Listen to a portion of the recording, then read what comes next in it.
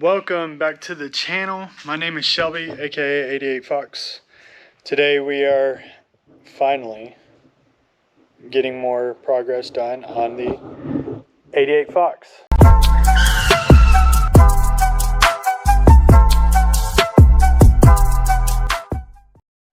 So what we've done is get the motor stabbed in there. I don't have the bell housing or the transmission. All that's chilling over there. But I wanted to see about kind of mocking up the turbo headers. So let me explain to you a little bit about this turbo kit.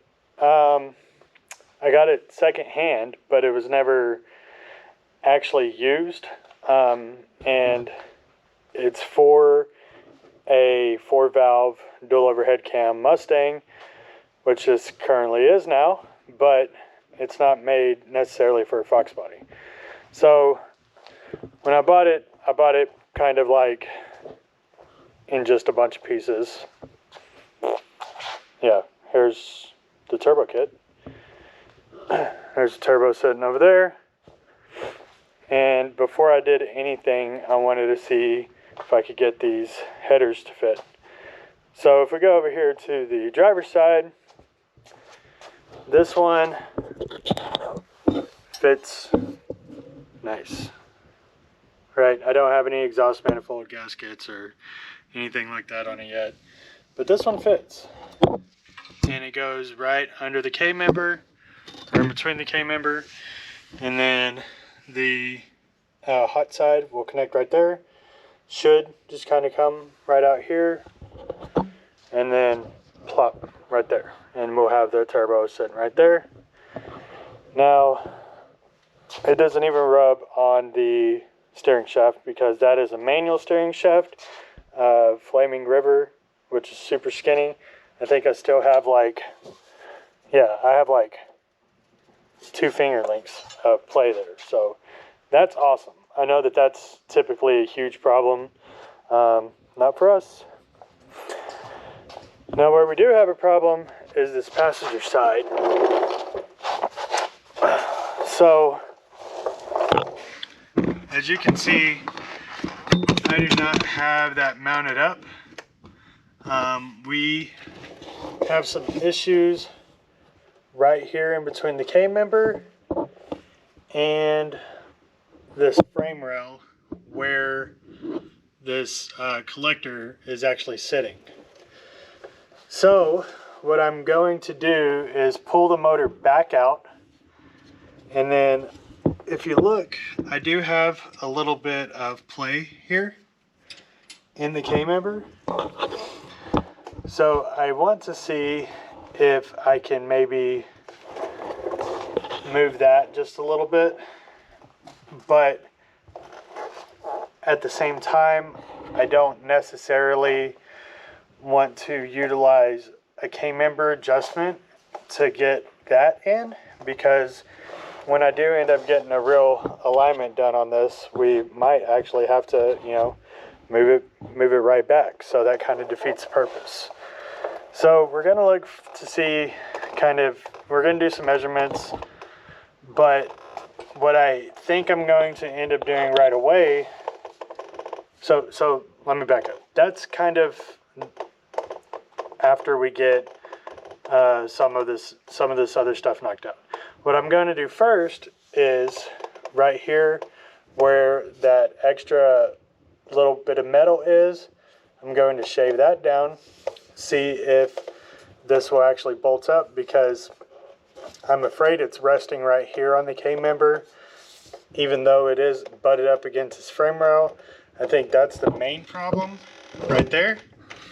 And if that's the case, I think that we might just be able to grind that down enough to where we can get enough play to allow the header to just slide up here and be able to bolt down. So that's going to be the first step. If that doesn't work, we'll have to adjust from there. And then, yeah. But there might be that, if I'm thinking right, that should be what fixes our problem. And then we will be good, or should be good at least. Who knows? Cool. So we're gonna go ahead and pop this motor back out. We'll grind down that portion of the K-member to test it out and see if we can get the header to line back up. All right.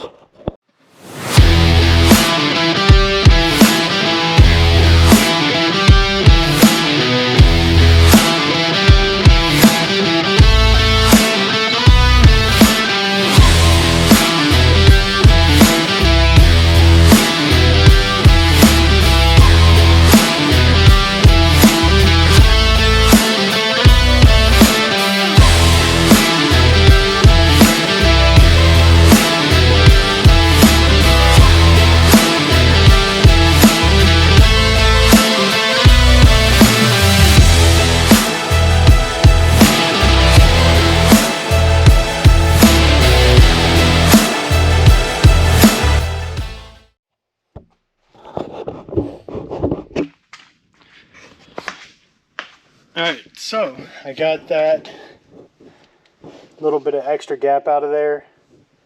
I think I rounded it off pretty nice. We're going to have to pull the motor again for obvious reasons. But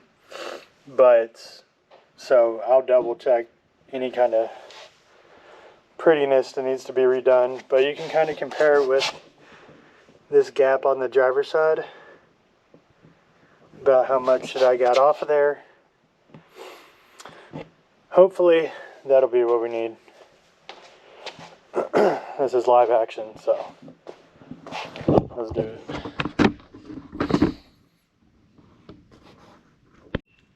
Alright, motor's in, header's on, yay.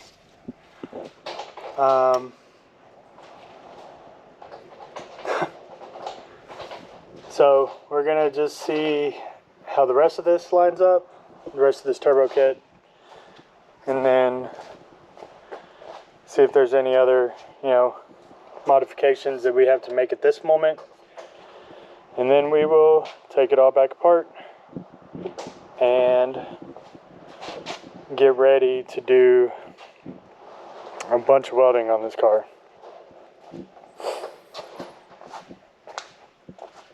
But that's pretty cool. Got the headers mounted. Again, not permanent. Another thing, real quick, while I'm thinking about it, you can't have both headers on at the same time while trying to drop the motor in. But since this side's more complicated, you can bolt this header up and then leave this header off. This one sticks out further too. So it gives you a little bit more wiggle room. So, all this would have not had to happen if I would have got, a smaller motor. But I love dual overhead cam on motors, so that's what we're building. That looks pretty sweet just sitting there. Look at that. Cool. Alright, so we're going to go ahead and try to plumb up the rest of this hot side, see if it all lines up or if there's stuff that we're going to need to do, and then we'll come back. Hopefully, when we come back, you see a little turbo sitting up on there. If not, we ran into issues. Awesome. So we got the rest of the hot side really terribly hooked together. I thought that I had more of these V-band clamps or whatever. I guess that's V-band. Yeah, V-band clamp. Thought I had more of those so I could actually bolt it all together and make it look pretty and whatnot, but I did not. I only had one, so I'm gonna have to get more of those. The rest of it is held together by zip ties. So it's not going to be the final resting place, but this is roughly what it's gonna look like. So a couple things that I was scared of, like there's not a lot of clearance right there, especially with that turbo blanket on. So we'll just have to see about that. This is the temporary turbo. I definitely plan on upgrading to something larger. And then another thing is, like, why is there so much space here? Obviously this wasn't built for this car, but like, you got a lot of room right here. I think that this is where the, oh, you know what? This is where the oil filter, if I'm looking at that right. Yep. So this is where the oil filter and the coolant, radiator hose, all that stuff goes. So that explains why this area is probably swoops out a lot more. That would be where the AC would be. I have that block off pulley right there. But this looks like it was definitely made to retain all your factory everything. So once I get ready to put this thing in for good, I'll definitely need to mount all that up, see what extra clearance I have here. And then I don't know if I want to do it. I might get a buddy who's a lot better than me to do it. Might actually cut that somewhere. I'm looking at this, probably cut it somewhere around here and then try to bring it out, or bring it a little bit tighter up into here so that we have more ground clearance. We're going to gain another inch or so because that pallet or that piece of wood is not cut to length to mimic exactly how the tilt of the motor is going to have to go a little bit more, but not much.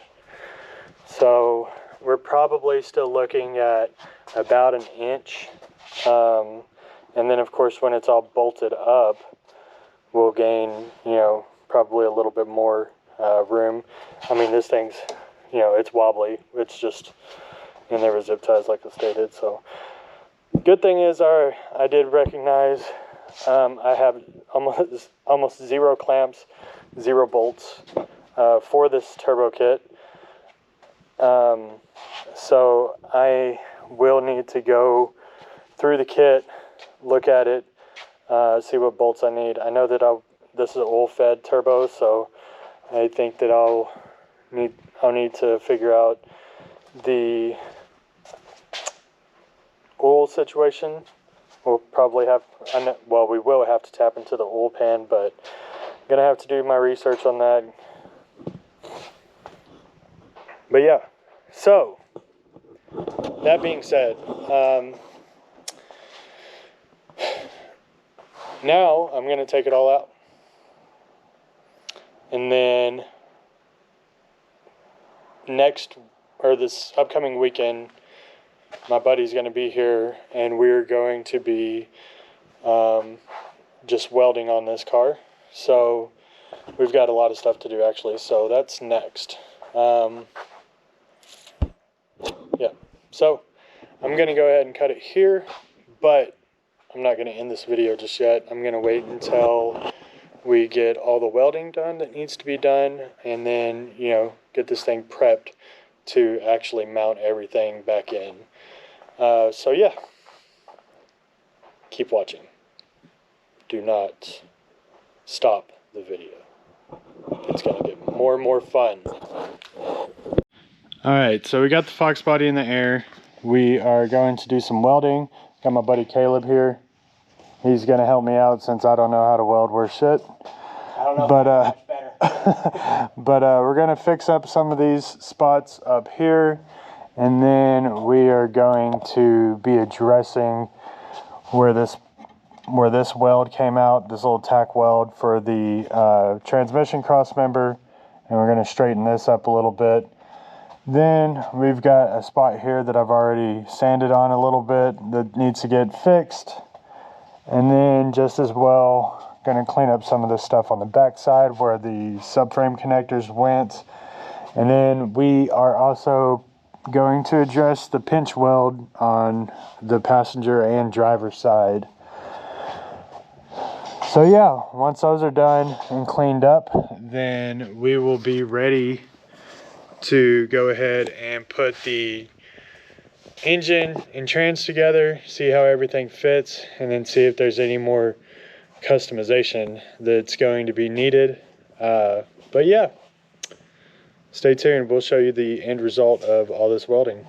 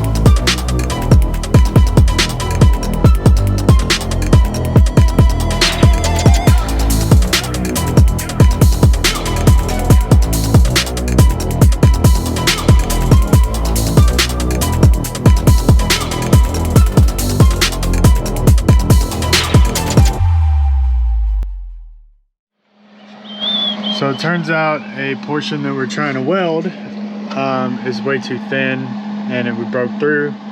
So what we did is we took a piece of old exhaust. We're gonna have to clean it up, and after we get the patch size, took a piece of old exhaust from a Volkswagen Beetle that I have that was just laying around, and hammered it flat, and we're going to use that as a patch.